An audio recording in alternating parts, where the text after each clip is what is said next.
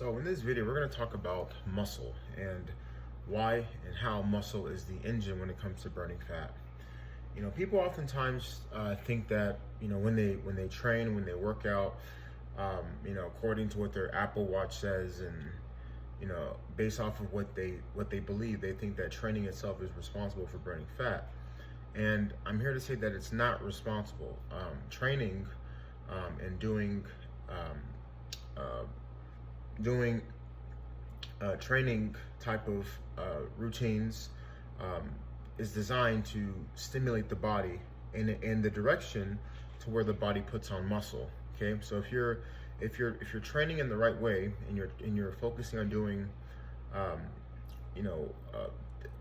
stuff that focuses on building strength and building muscle, that is responsible for burning fat. In other words, when you put on muscle on your body, muscle acts as the engine.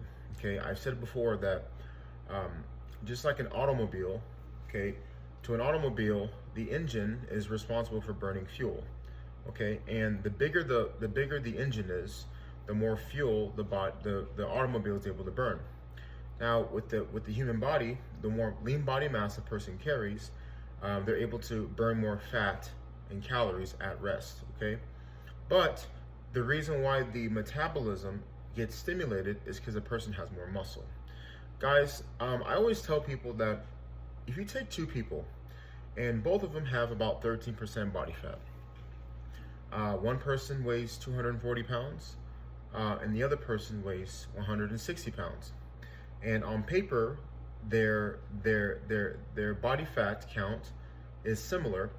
Understand that the person that has more muscle, that weighs more with the same body fat percentage, is going to be leaner on average. Okay, and this isn't just for men. This is for women as well. Women who want to develop more of an hourglass figure, more as that feminine aesthetic. That's what's responsible for that, is putting on muscle. So when you find yourself going to the gym and you're consistently running on the treadmill, you're doing hours and hours of steady state cardio, you're spending so much time in there, you're actually shooting yourself in the foot, because the things that allow you to build the most muscle, training specifically speaking, are the things that require the most amount of intensity. Now, the more intensity in your training, the more fast twitch, the more explosive the training needs to be. And because you're doing these fast twitch, faster, more explosive movements and routines, that recruits a certain type of muscle fiber, and that is the